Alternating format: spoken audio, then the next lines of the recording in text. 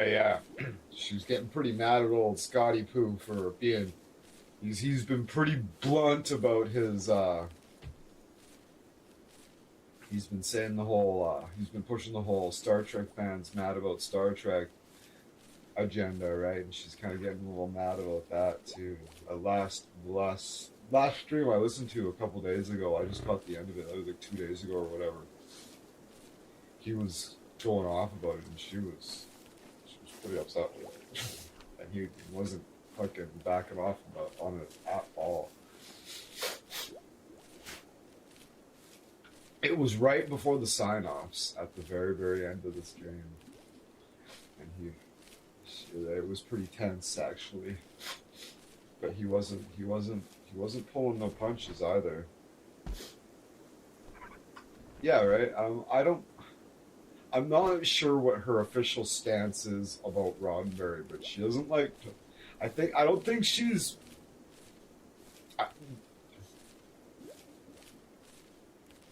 I should push her on it gently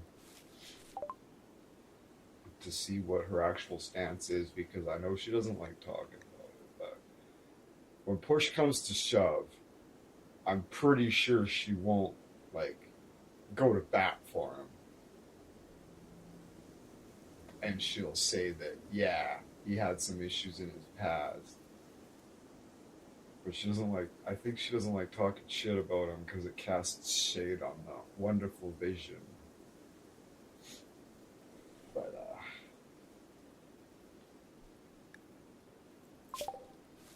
okay.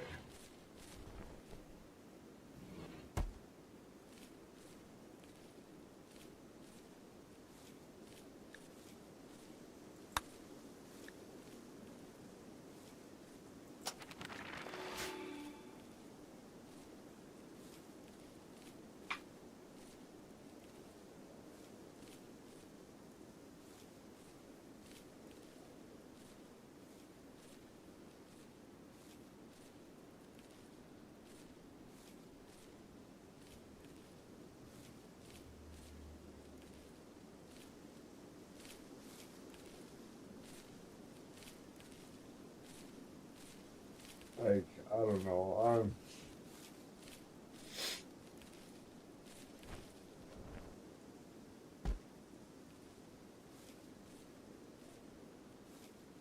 I need to watch Star Trek Academy.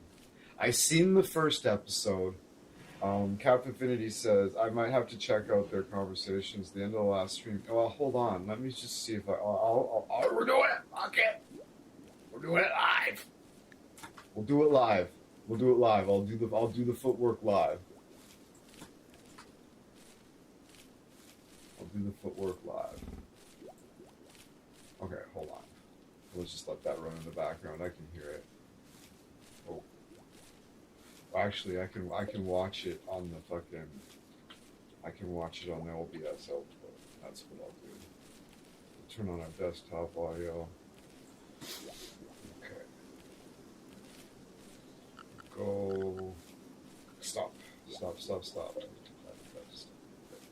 here. Let's go here. Let's go here. Oh, stop it. I need to compartmentalize my fucking mouse. Mouse movement way better. Okay. Now.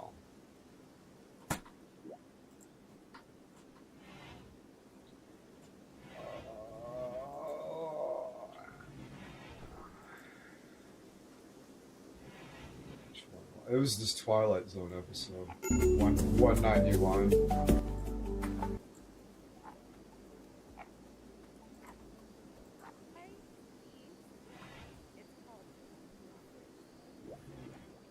Yeah, I came in to push Steve's. You should go to Amazon. Droplets Trek anymore. I'm mad at Trek, and when they don't make it and people don't like it, they're surprised. On the box. Like that is exactly over whether you like it or not. I don't know. I just find it so annoying. It's like it's almost like they want to irritate people. I mean, and I don't just go along with what everyone says. Exactly, or me what different neither. creators say. I think for myself, but for me, it feels like the writers and the cast are just trying to annoy me. And it's like, okay, you succeeded. Done. You know, one of my That's it. favorite Star Trek Because movies. they very deliberately don't want to make Star Trek, and when they don't make it and people don't like it, they're surprised. One of my favorite Star Trek movies is The Hunt for Red October. And I enjoy that procedural military I exploration watched about the with con. diplomacy. Hmm. Yeah. That's my favorite. Very PvP of you, sir, And I Lawrence. do think that Starfleet Academy is Dawson's Creek. But Well, I never did that. Right? I like Dawson's Creek. So That's a good point. That's a good point. Star Trek Wrath of the Khan is like The Hunt for Red October, and Star Trek Academy is like Dawson's Creek. But you know what? I like Dawson's Creek. That's a good fucking point, Scott. I never oh, did. But, I mean, I never checked it out. So anyway, I'm just mad. Like the thing is that I'm not mad at Star Trek anymore. I'm mad at Star Trek fans No, Star who are Trek is telling the me that overall new hype. Star Trek sucks. And I'm And like, new Star Trek sucks. It just does. hey, but you don't. know, I'm gonna, You don't know have what? to believe that it sucks. Once I get off this stream, I'm gonna go and watch 3 episodes of Lower Decks. That's great. You can enjoy what you enjoy. Yeah, What I you believe can has no fist bearing. bump Actually, you know what? I should stop talking once I say fist bump. You probably should. Anyway, I don't know how this turned into that. You probably I think. Oh, it was should. But you're Gavin. Thanks, welcome. Gavin. It's added value. Maybe. No, it isn't. What? Calm down. Can I go have a Every man cigarette? we've got, I want them off the ship. I I'm want to leaving be the off. show, so we're going to be gone by the time we get back. So, is there anything that you want to promote that is, good? I just want to say this is amazing to be able to hang out with Lawrence and you, Jill. Like to be able to talk about classic television and good writing. Like this is happiness pie, and so and also everyone in the chat, and yeah, no, I'm so blessed. And don't forget to check out the Phantasmagorium, Cinema Gulp, Twin Flicks, like all of the people who are keeping storytelling alive. Sounds good. And it took.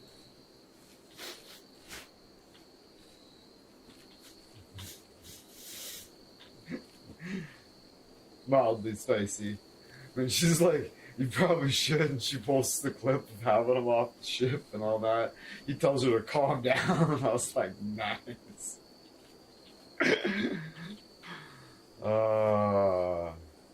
He says, calm down, and she posts the throw him off the cliff ship, the ship cliff. The ship clip? That was funny. You could, like, as spicy as it gets. I've heard them get way spicier, but that's pretty spicy for the Anti-Derivative Jill show. You could smell the tension.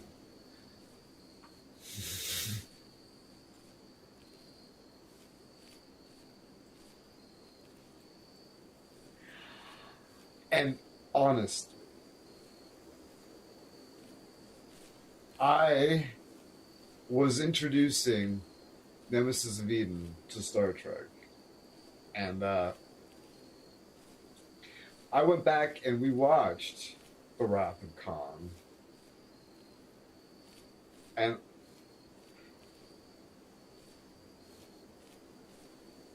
I don't think it holds up. I thought it was kind of dumb.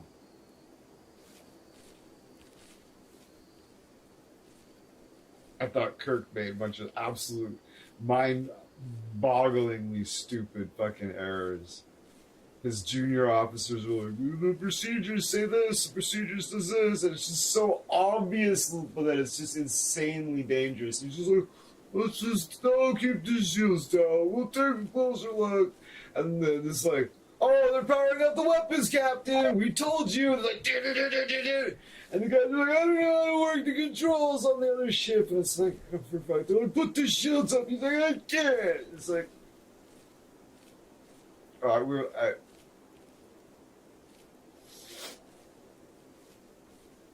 Maybe says Strange New Worlds is awesome. Anyone that doesn't like it is a dude who had. The first season was dude. You should watch the season of Discovery that introduced Captain Pike that made people demand this show. If you like Captain Pike,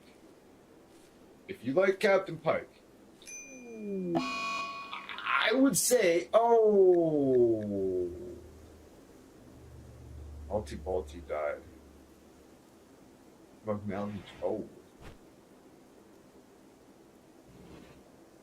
malnutrition, eh? Whoops. Well, that's unfortunate. That makes me want to start again. That shouldn't have happened. It was a whole it was like 3/4 of a season, dude. Hey, co-pilot. What season of Star Trek Discovery, I think it was season 2, I'm not too sure, was Captain Pike in command of the Discovery, and how many episodes out of the total run? Give me the total and how many episodes he was in command of the ship for. So, Captain Pike, played by Anson Mount, took command of the USS Discovery in season 2 of Star Trek Discovery. Now, the whole second season had 14 episodes in total, and Pike was actually in command for all 14 of them. So he was fully at the helm throughout that entire run. Kind of a neat run of episodes, right? Yeah. Season 2 of Discovery was awesome. Everybody absolutely fell in love with Captain Pike. No, Una Chin Riley is not in it. But yeah, if you like Anson Mount as Captain Pike, season 2 of Discovery is awesome. We fell in love with Captain Pike, and that is the reason that we demanded that we see Strange New Worlds. Everybody was absolutely over the moon. It was great. Season 2 of Discovery was awesome. Captain Pike is in command of the entire 14 episodes.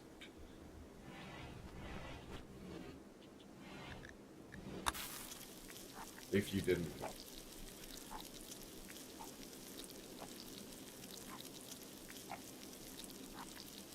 Alty died of malnutrition. This is wrong.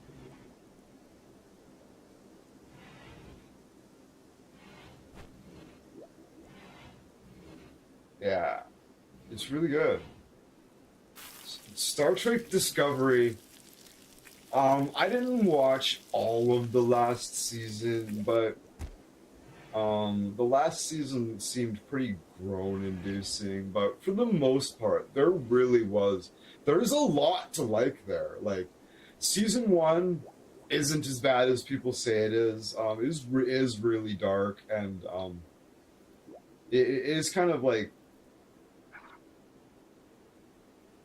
strange, the story that they decided to tell, but like it wasn't terrible. Like, a lot of the complaints were like, why do the Klingons look different? And it's just like, why does the technology look different? It's because it was filmed this year. It wasn't filmed on a cardboard set in the 60s. Are you fucking stupid? Like, Jesus Christ. Why does the technology look different? Because if they tried to match the aesthetic of the 60s show, it would look fucking stupid. That's why. Like, come off it, you childish fucking... God. That's what most of the complaints, man. The technology is like...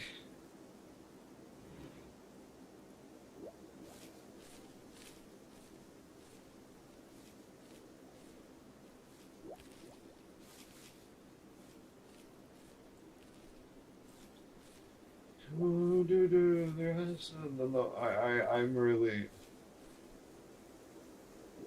like Severus Snape is going to be a black guy in the new Harry Potter, and I'm okay with that. And the fact that people would just absolutely lose their shit about it is actually really telling. Like, I can understand people being like, oh, well, but like, why does it matter so much?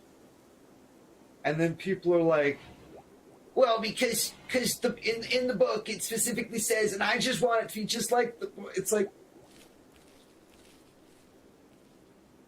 why though? Like, why? Like, directors make profound changes to books all the time, and like, nobody loses their mind about the fact that Ridley Scott changed the fucking core premise of Blade Runner. It's a new story. It's his vision. Ridley Scott's the new author. Why does it matter? Why do you care so much? So in the new Harry Potter, Severus Snape is black. The director of this show has taken the thing, and he's reinterpreting it, and he thinks it makes, or she, I don't know, thinks it makes sense, and wants to have this fabulously talented actor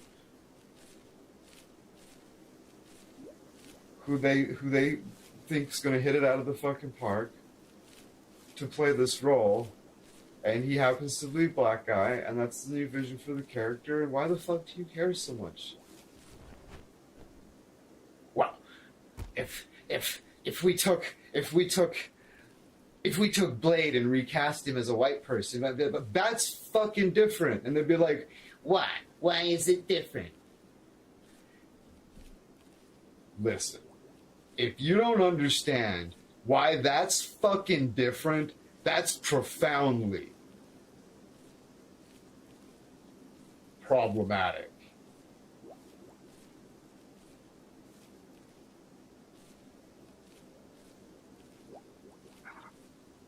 Infinity says, human swapping, excellent point. That actually ties in neatly with my theory that everyone that wants Deckard to be a human is bigoted against replicants. Like, why does it matter so much? Well, the intent of the author. Well, if Ridley Scott's the author of fucking the Blade Runner movies, this new director is the new author of the fucking Harry Potter movies. And if they want to make Severus Snape black and cast this fabulously charismatic and talented actor to play him, and you're just gonna absolutely lose your fucking mind over it, like, just keep asking them why. Like, why does what like, how far down does it go? Artist's intent, like I don't know.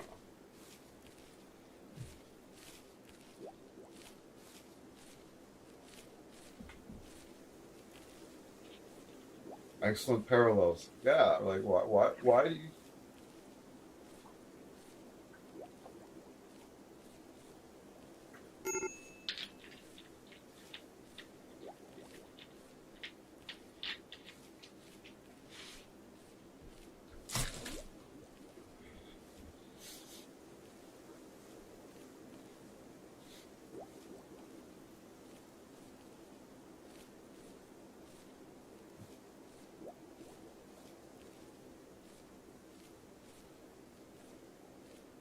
Like, you go back and watch Star Trek TNG, a lot of it is it doesn't hold up as well as you remember. Like, it's great and I love it. Doctor Who.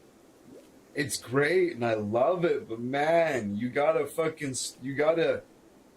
the suspension of disbelief is rough sometimes. You're like, wait a second, this doesn't really you just kind of let it slide because you love the characters, right?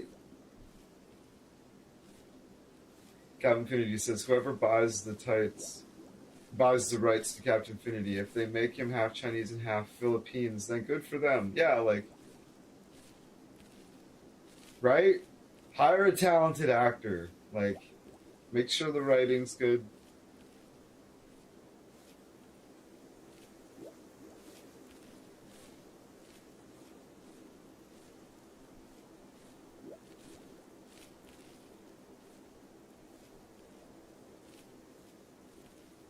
People complaining about I swallowed my comm badge stuff. It's like, that character's character arc is profound.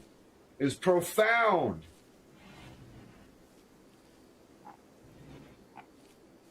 Ask them if they can explain it to you, and I bet you they can't.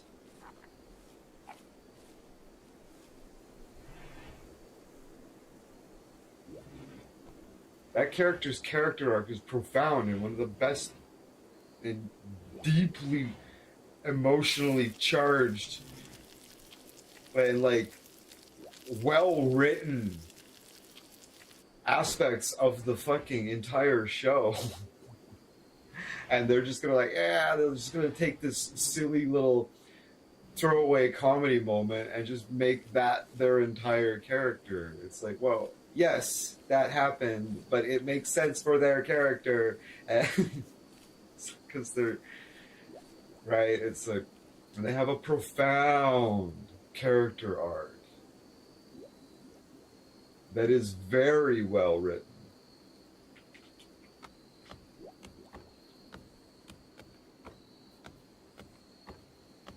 And Star Trek Prodigy is amazing.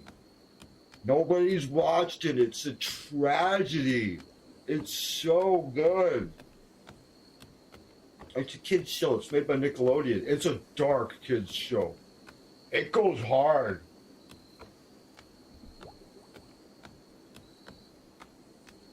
It is a dark, dark, dark kids show. Like, it goes hard. Those kids get put through the ringer. Oh boy.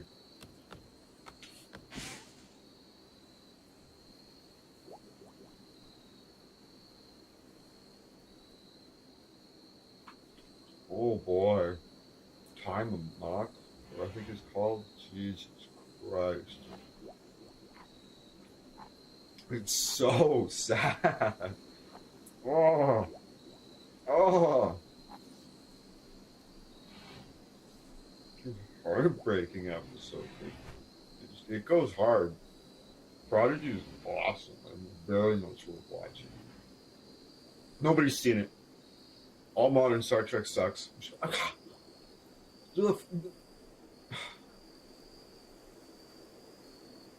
Haven't even seen it. Wouldn't even consider watching it because it was a Nickelodeon show. Star Trek for children.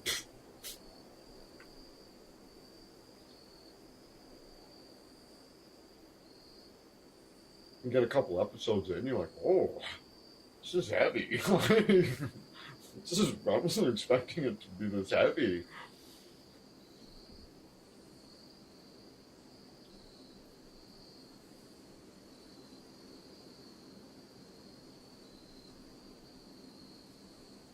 The animation is gorgeous. Oh my god.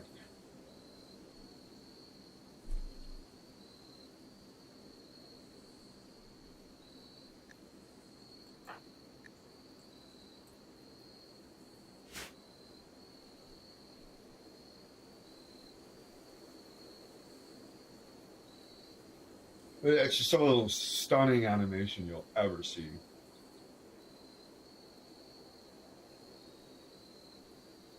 And it's cool. It just comes from such a different perspective, and it's like everything we want in the new Star Trek show. It's like new cast members that we've never heard of, new races, new planets that we've never heard of, like a compelling mystery. Like you don't know what's happening, and it's not a mystery box storytelling. It's I can't say enough good about Star Trek Prodigy. It's so good.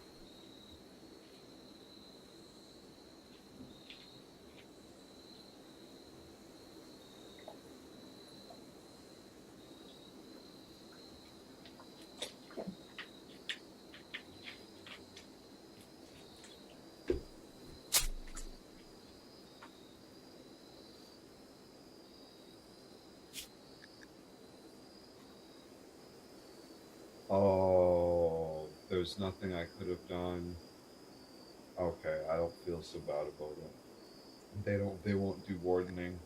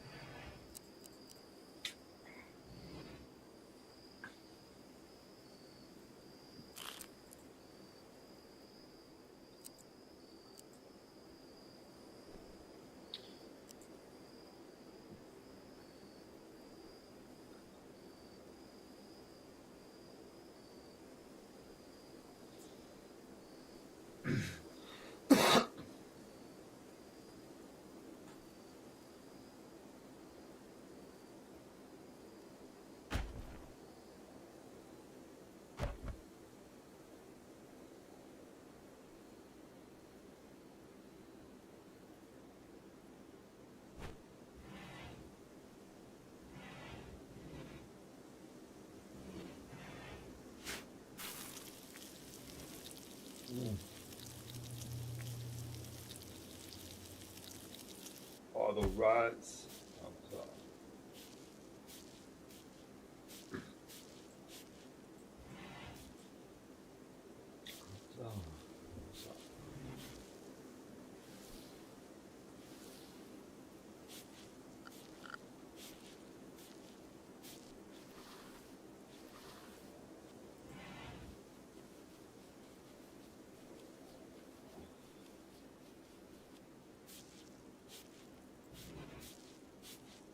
Oopsies. That there. Take this.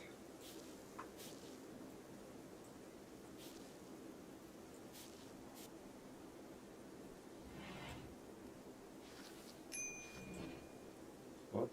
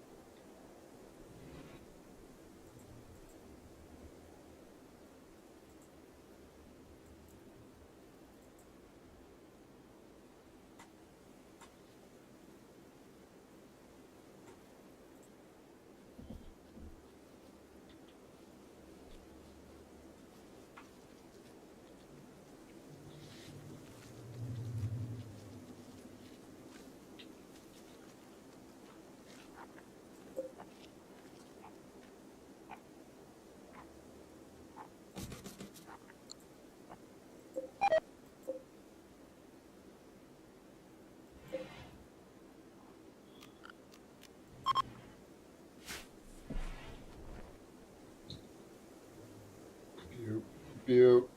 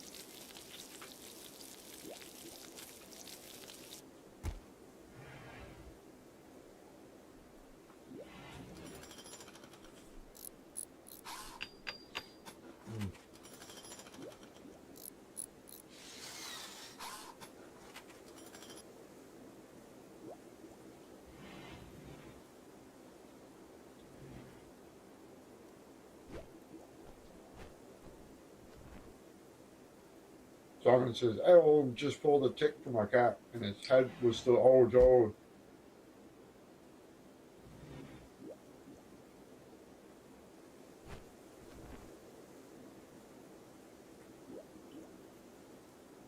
Or our ticks can beat up your ticks. So I just pulled a tick from my cat, and its head was still attached. No, you're doing it right. You're just doing it right.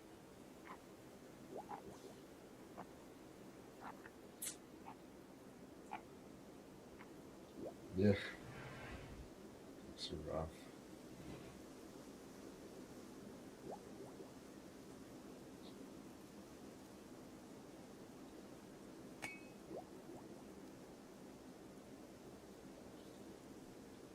Yeah. Just don't get casual about it.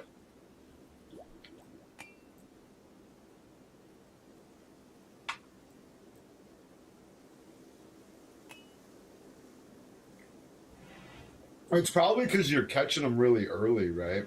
That's probably it. Helps a lot too. Before they get all filled up with blood and engorged.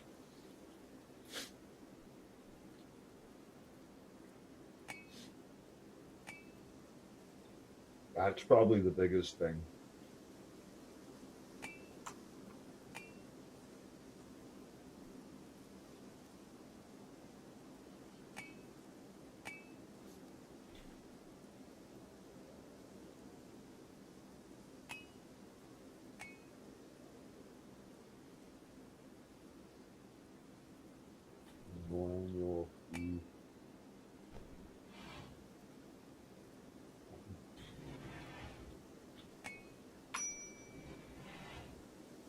That's one thing I don't need is another credit card. Jesus.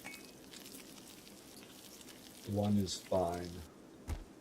One is fine. I have a credit card and a line of credit at the bank. That is plenty.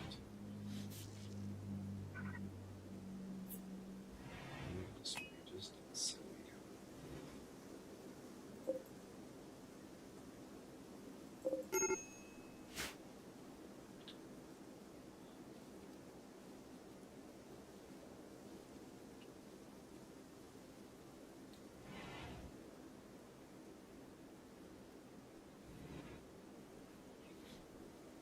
Mm.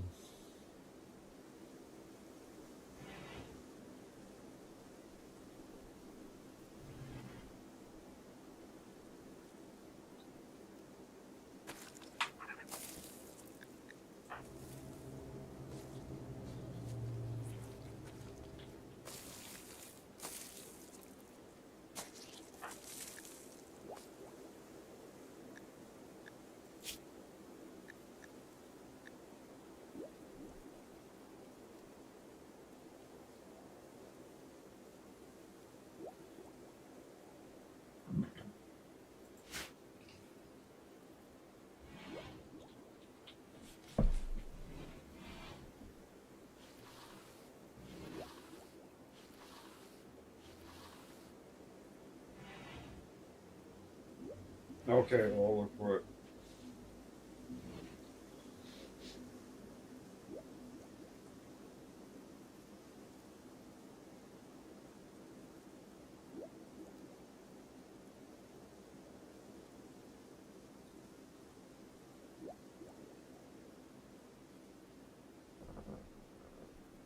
Just have to boot up Discord. Bart.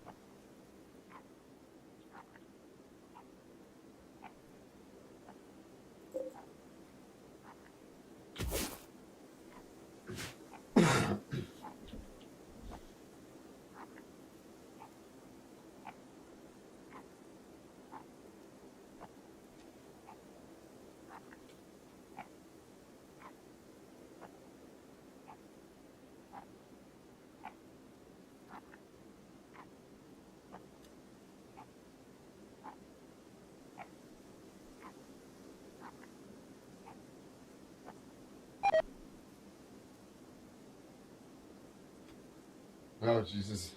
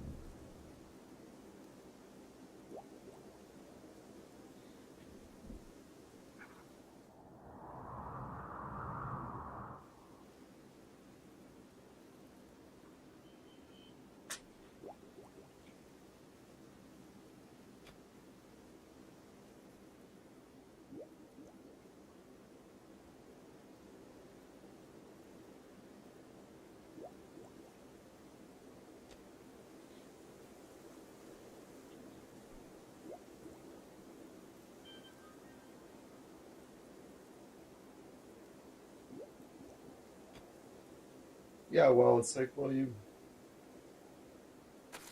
how much of that behavior are you willing to overlook? And from who and how bad? Like, Roddenberry, the president.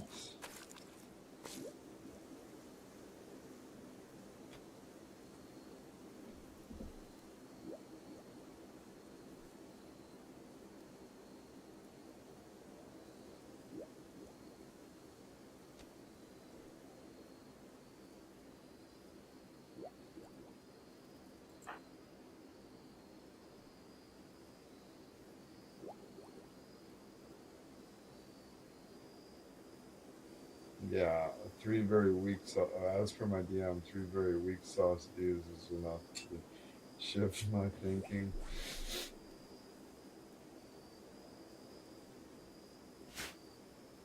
Right? Yeah,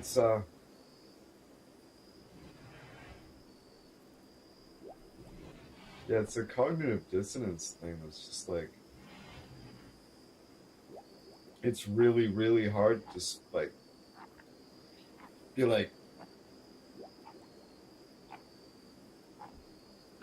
block it out, you know?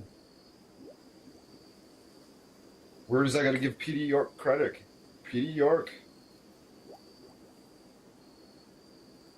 he voted for Donald Trump. He did a stream like a month ago, being like, I fucked up. I voted for that. I'm sorry. It was a big fuck. I was like, oh man, wow, touche, man. That's the he had to be like, nah, I can't stand for this. I'm off the Trump train. This is it. You know, stood up, stand up. You know, this isn't right. Like, I was on board with Trump for his first term. I was like, yeah, let's give him a chance. Run it like a business. We need something different. And then what happened? And I was like, oh, okay, well, that didn't work very good. Oh, he bankrupted he bankrupted 3 casinos? Really? Run it like a bit. Oh dear, run it like a. Get the guy who bankrupted 3 casinos to run it like a business? Oh god. I didn't know about that.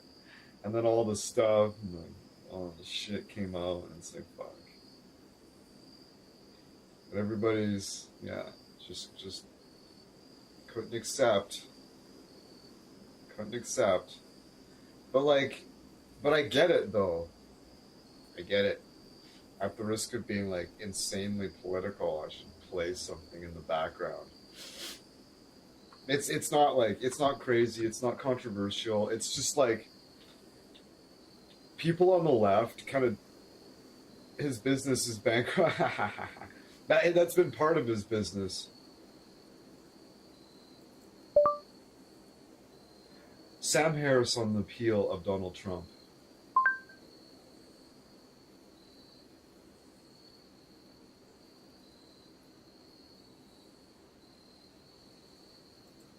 Sam Harris on the appeal of Donald Trump. The key to Trump's appeal. Yeah, this is profound. This is profound. This is old. This is 5 years ago. Check this out. Hopefully I can get away with playing this. Turn up the game audio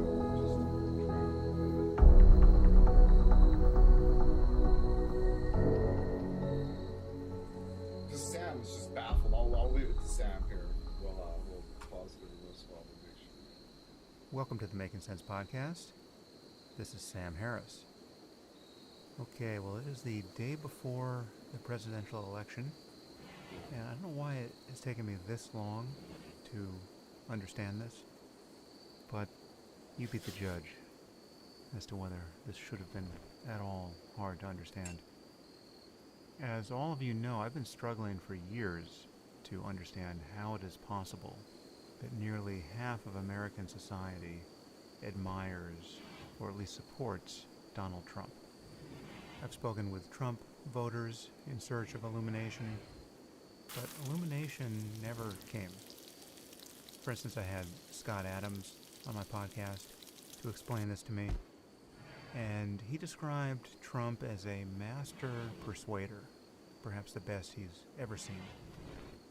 But the problem for me is that I find Trump to be among the least persuasive people I have ever come across.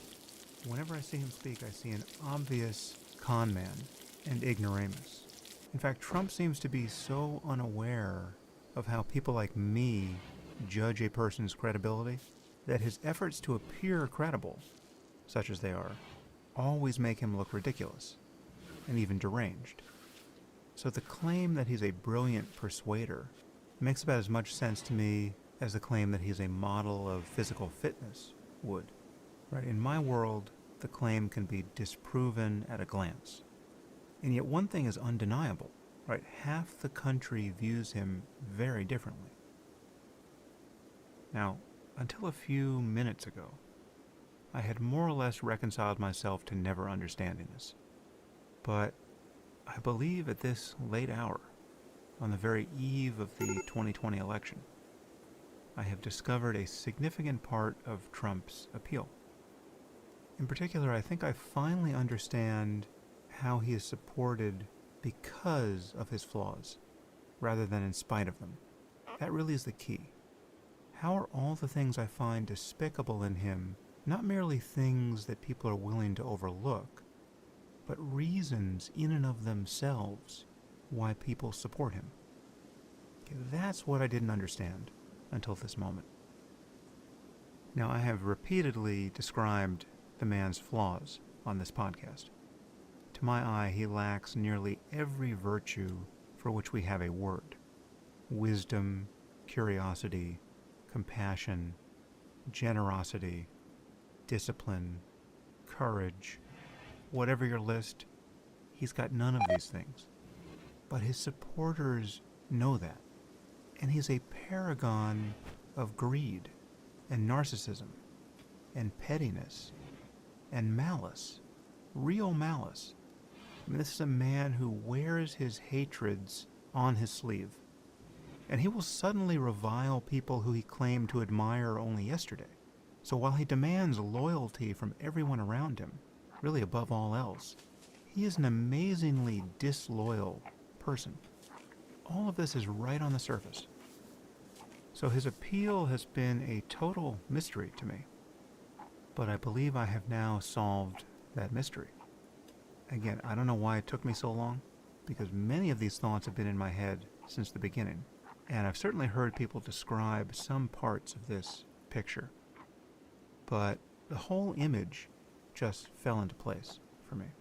It's like one of those magic eye illustrations where you're staring at a random dot stereogram forever, and then finally the embedded 3D image just pops out. And this picture of Trump's appeal is really best understood in comparison with the messaging of his opponents on the left. That's how you can see it in stereo. That's how the image finally pops out. So taking the Trump half of this picture. One thing that Trump never communicates and cannot possibly communicate is a sense of his moral superiority. The man is totally without sanctimony, even when his every utterance is purposed towards self-aggrandizement, even when he appears to be denigrating his supporters, even when he's calling himself a genius. He is never actually communicating that he is better than you, more enlightened, more decent, because he's not, and everyone knows it. The man is just a bundle of sin and gore, and he never pretends to be anything more. Perhaps more importantly, he never even aspires to be anything more. And because of this, because he is never really judging you, he can't possibly judge you. He offers a truly safe space for human frailty and hypocrisy and self-doubt. He offers what no priest can credibly offer, a total expiation of shame. His personal shamelessness is a kind of spiritual balm. Trump is fat Jesus. He's grabbed them by the pussy Jesus. He's I'll eat nothing but cheeseburgers if I want to Jesus. He's I want to punch them in the face Jesus. He's go back to your shithole countries Jesus. He's no apologies Jesus. And now consider the other half of this image. What are we getting from the left? We're getting exactly the opposite message. Pure sanctimony, pure judgment. You are not good enough. You're guilty not only for your own sins, but for the sins of your fathers. The crimes of slavery and colonialism are on your head.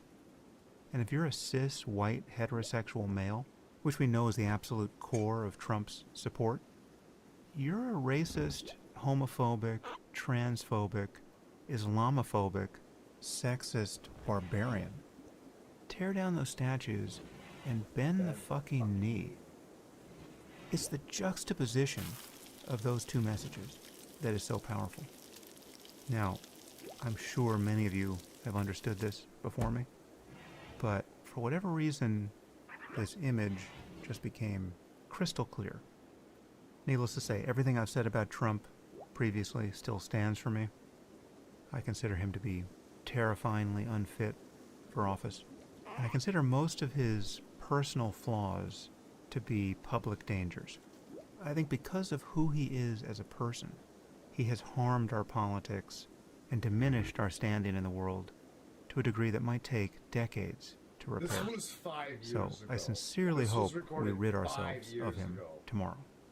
But I believe I now understand the half of the country that disagrees with me a little better than I did yesterday. And this makes me less confused and judgmental. Less of an asshole, probably. Very insightful. Very, very insightful. If anybody wants to catch that again, I will drop the link to it in the chat. Very insightful.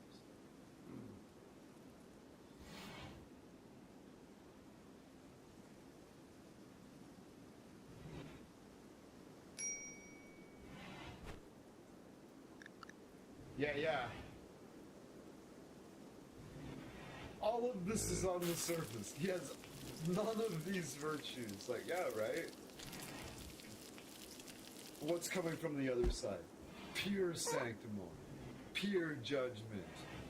Pure, you're not good enough. Tear down those statues and bend the fucking knee. Right? Not hard to run against that, you know what I mean? Donald Trump, fuck. Jesus Christ, what were they?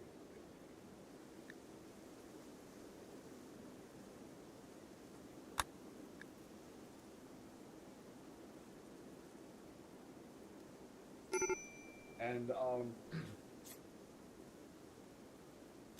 yeah.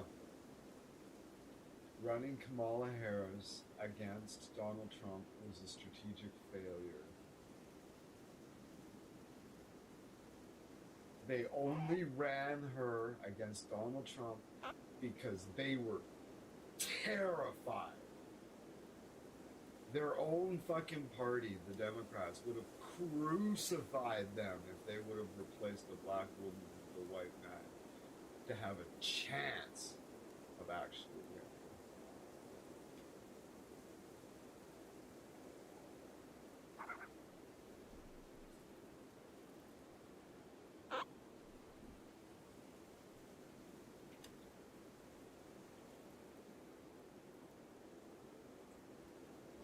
Sad, sad, sad but true.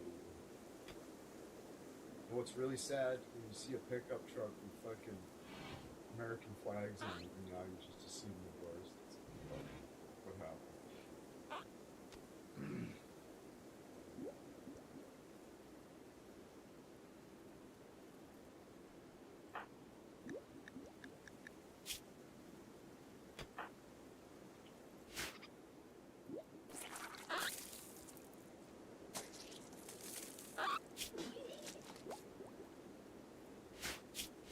They have no social, they can't interact with the traders.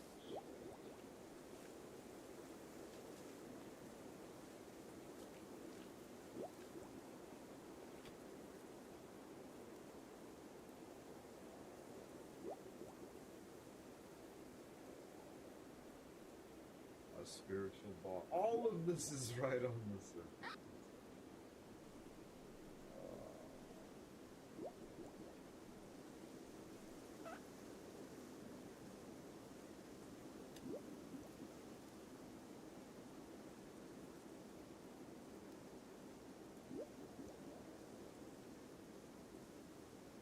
I knew I was pushing too hard.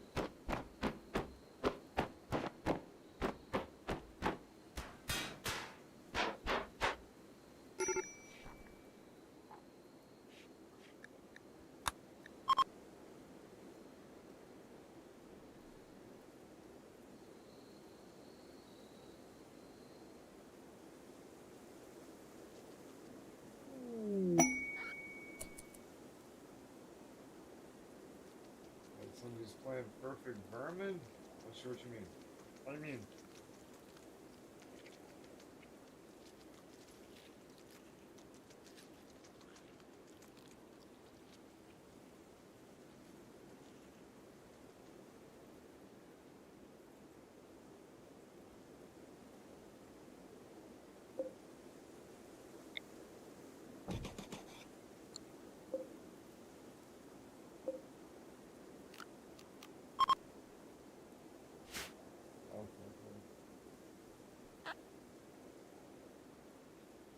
What Suzanne's little tantrum there? Is that what you mean?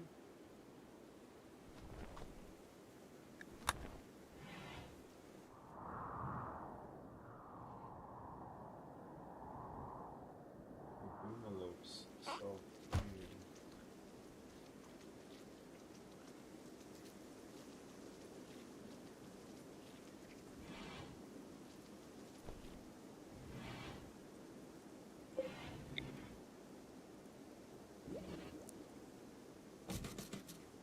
You smash objects in hopes of finding mimics.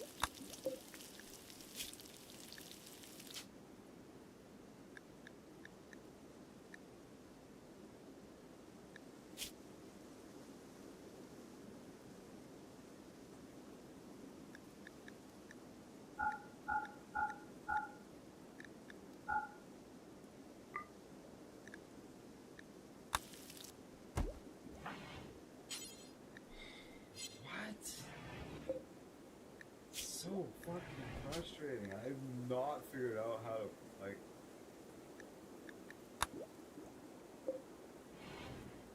Synthread t-shirts. Painted by wearing by corpse. Allow tainted apparel.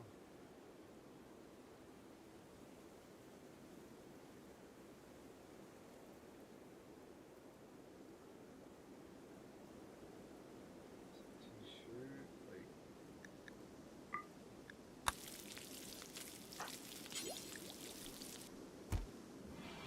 Right? There doesn't seem to be any way for me to filter what I actually want to burn. I have to burn all of it or nothing. I have to, like... I can't figure it out. I don't know. It won't do it unless I click the all button. I don't know what's keeping them from burning. It's like t-shirt, tainted, like it's a t-shirt, it's tainted. Both of those things are clicked. Nope, don't have any. It's like don't have any apparel. It's like everything about this like one item is like it's like nope, you have to burn all of it. Okay, fine. I'll burn all of it.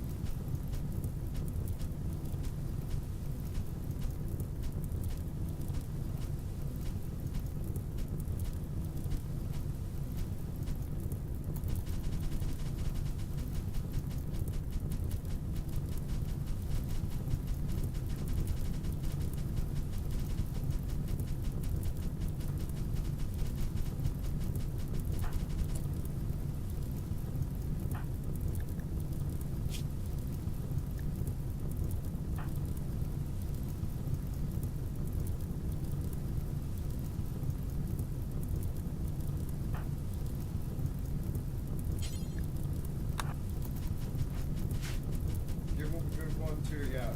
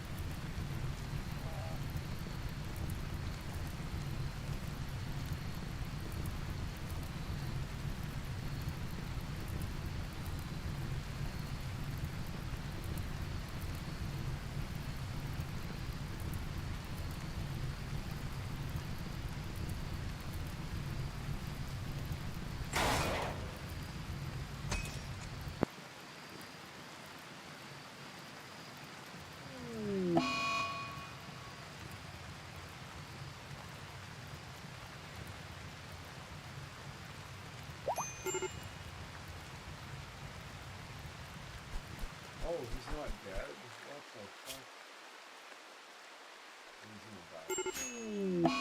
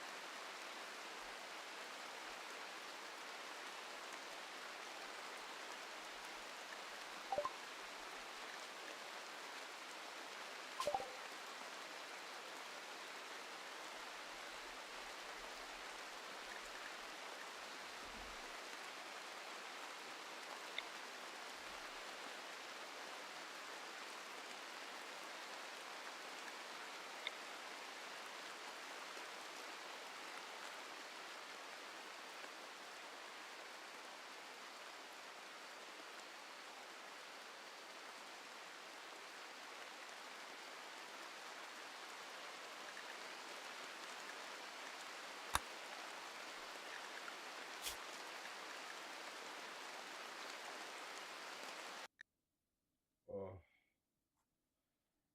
damn. I was gonna continue, but then I realized I didn't have all the components burned up. I was like, cause yeah, we're gonna keep our research tree and the fucking power plants there. So I was like, yeah, that's worth staying for. But then I realized all the components burned up, and I was like, nah, I can't rebuild anything though.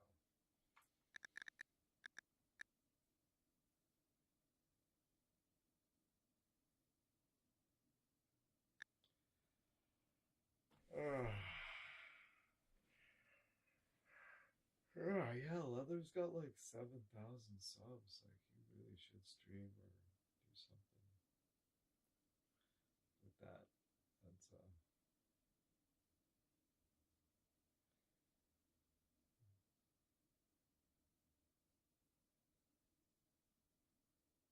don't know, it just kind of happened as an accident because they're all like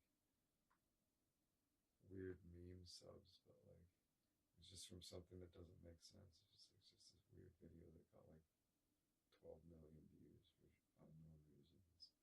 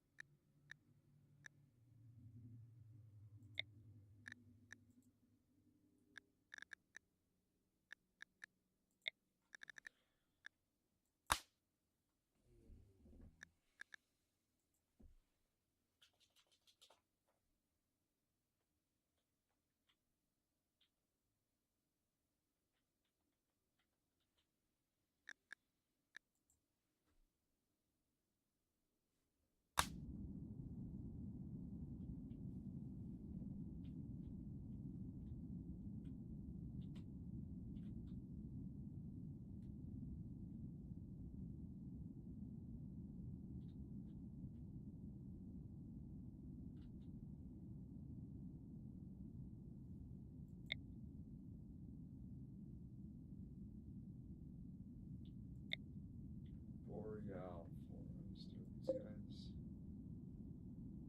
fucking hostile alpha?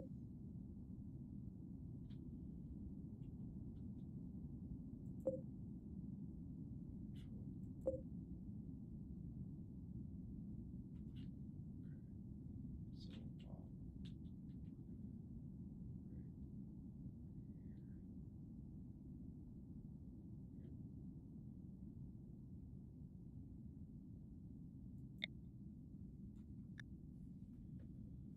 20 out of 60 growing days. Oh, there's going to be lots of. We're going to lean hard on meat, I think. We have to have big fields. Okay. Harvest lots of berries. 11th of April, 1st of September. Ooh, crazy. Should I put here? There. Oh, actually, fuck. Fuck.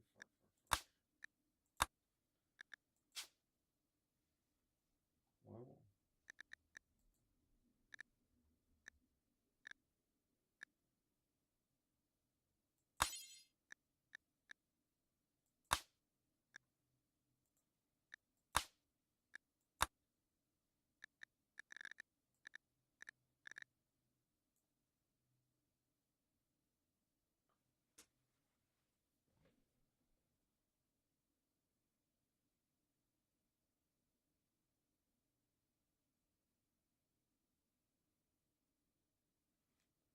Why isn't Rimworld loading the mod list? My computer isn't full.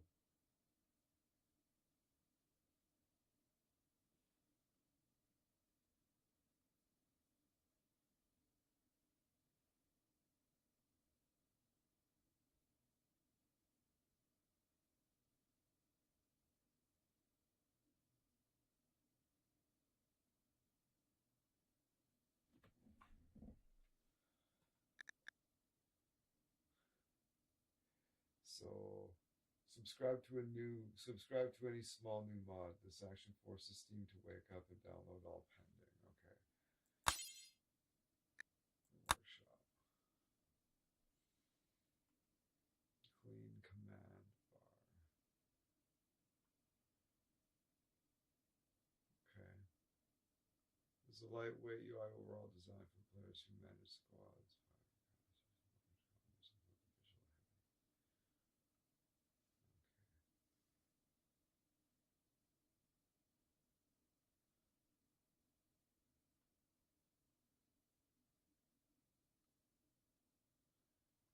Miss Stahl's furniture. Oh, that sounds awesome.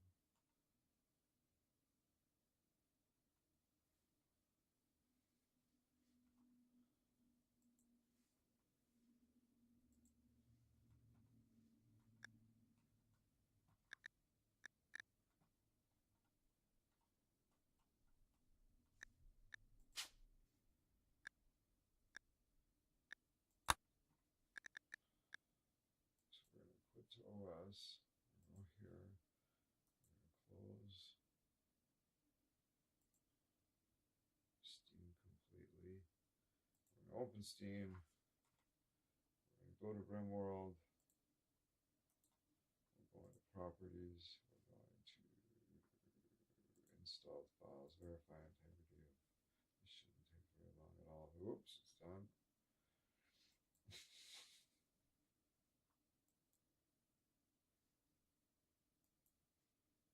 Top confirm. We're going to go to the workshop.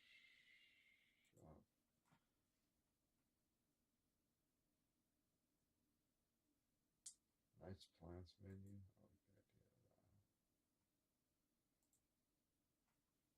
I like the idea of that. Okay.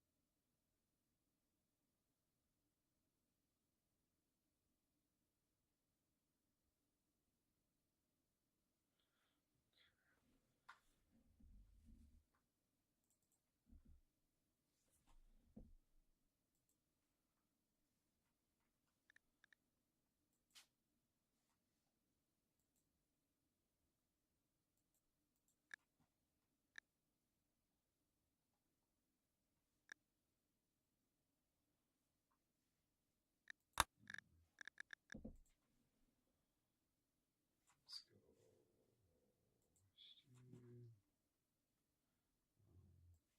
Which one's my? I don't know why it's not letting me. Okay, so where's?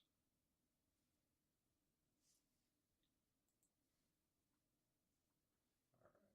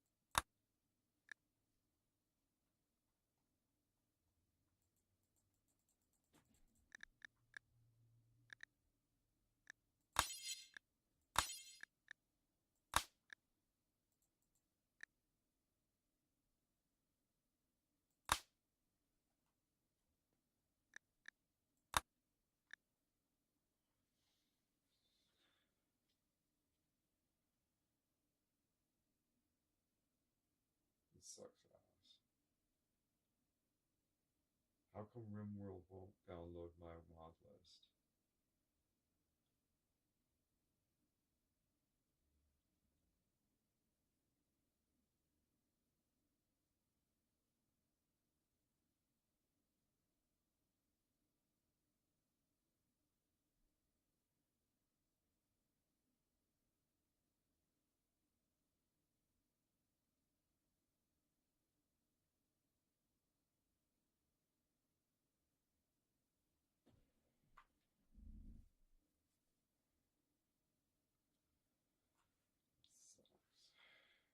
Why does everything have to be fucked?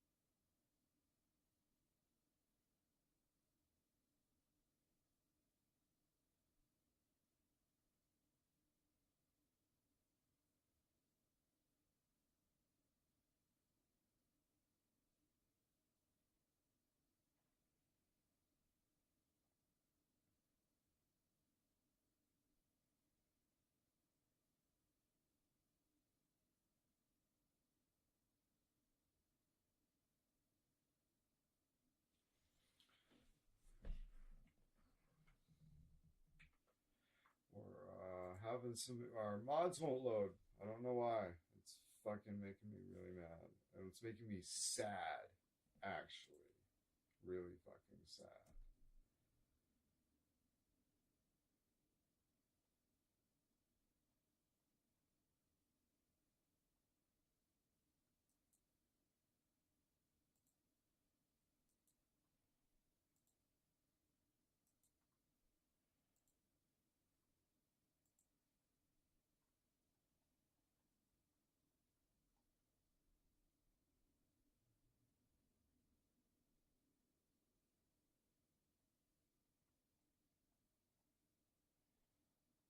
Just task managering anything that says Steam.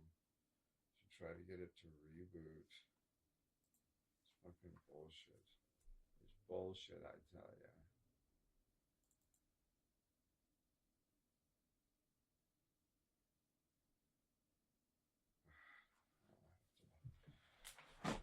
Use the Steam Guard app to sign back into Steam now.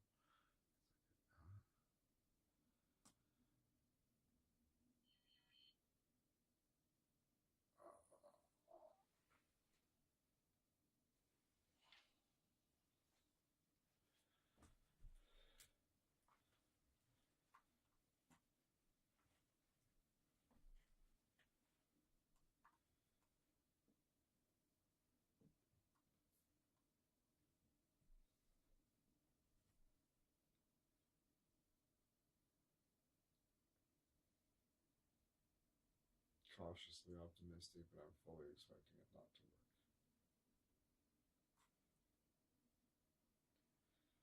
That doesn't sound very optimistic.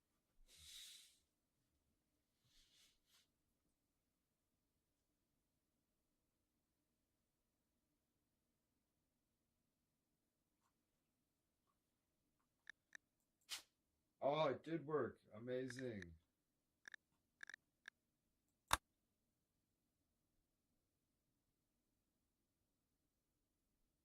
Vanilla skills expanded. Unsubscribe. Okay. Actions expanded. Unsubscribe from all selected modes. Confirm. Oh, that one. Those ones aren't.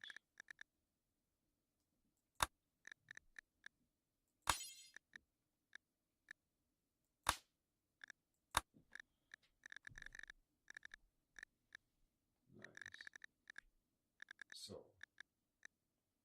So we don't need setup camp anymore because they fixed that. All these ones are downloading. These are the 2 new ones.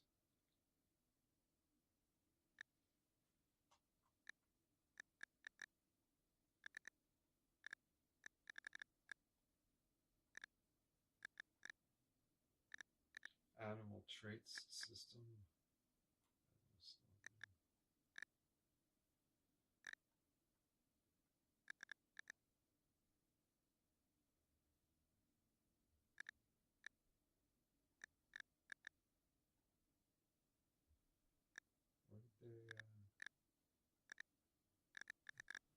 Where did they go?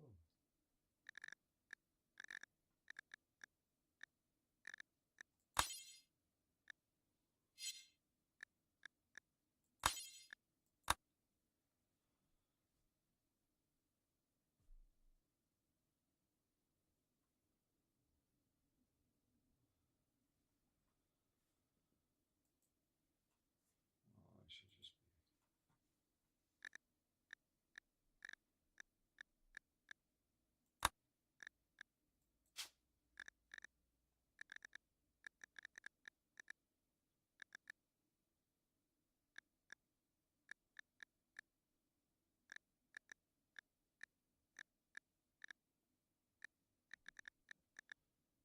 This does.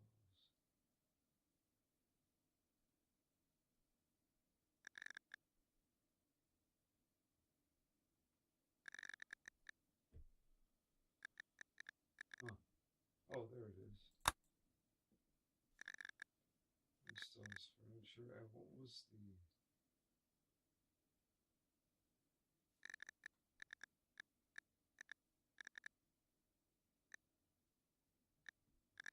Smarter construction. Nicer plants menu, yeah.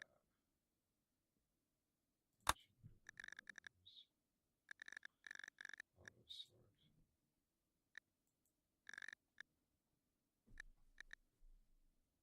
There we go.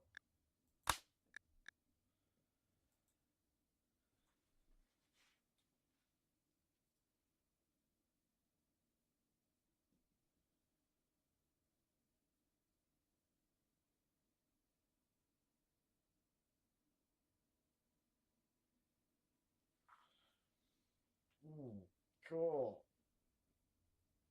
I know the solution now. You gotta restarting Steam doesn't work. You gotta go into the task manager and like close everything related to Steam.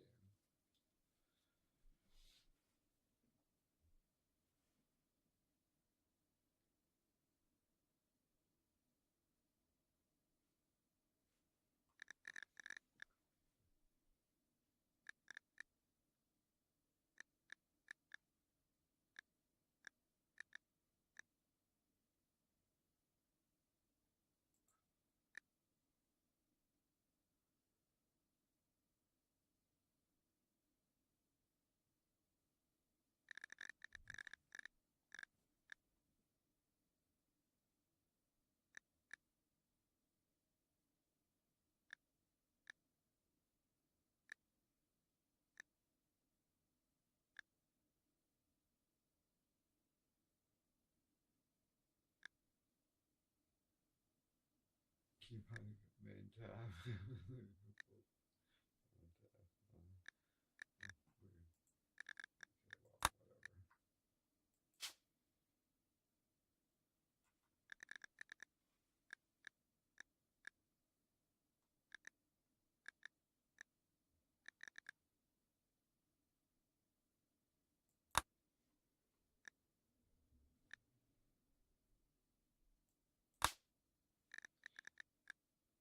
Chapters 5, Cassandra, commitment mode.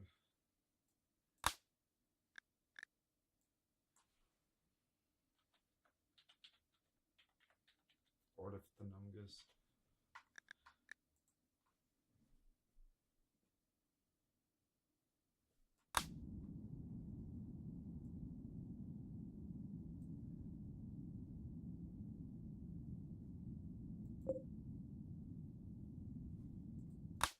Oops.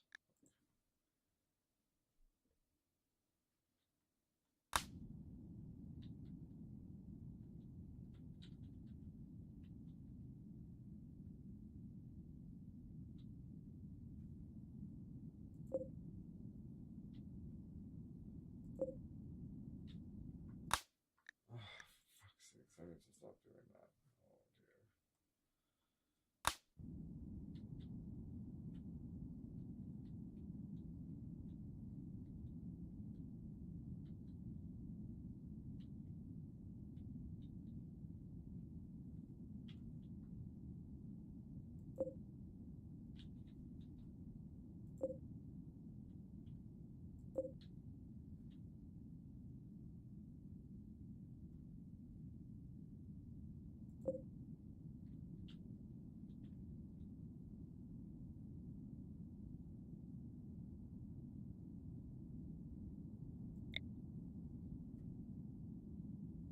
About 60 days. 6th of May to the 1st of September.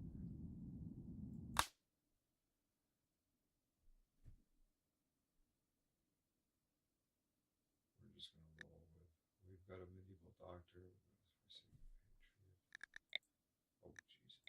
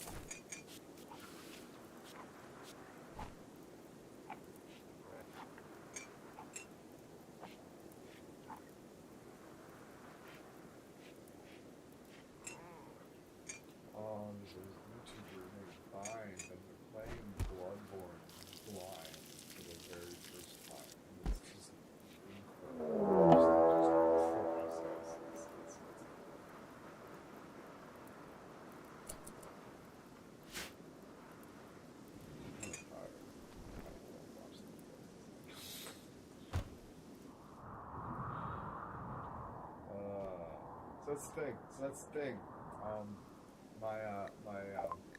length of my streams have been shortening. So I think people have the impression that, oh, you'll be streaming for 6 hours. I can catch. No, that's not the case anymore. You see me live.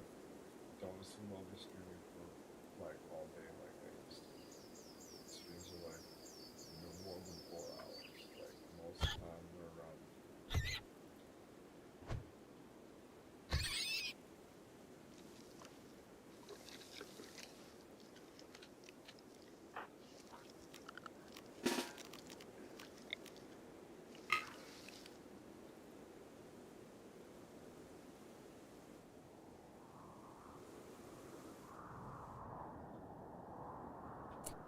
Oh, what are you doing?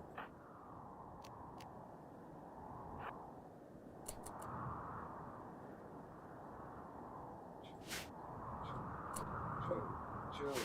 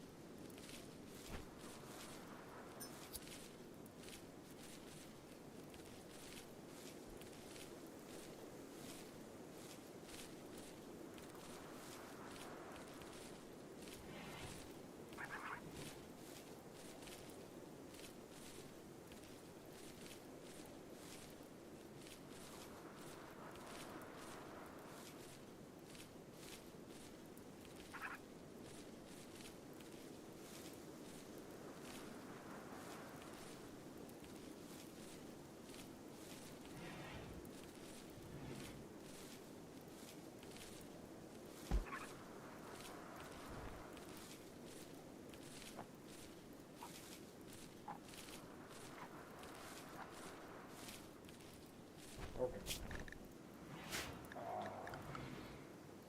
I'm gonna take a look. Alright. Thanks for hanging out, everybody. If you haven't subscribed yet, I hope you consider it. And if you hit the like button, that means the algorithm will show you more stuff that you like. Pretty straightforward. Until next time.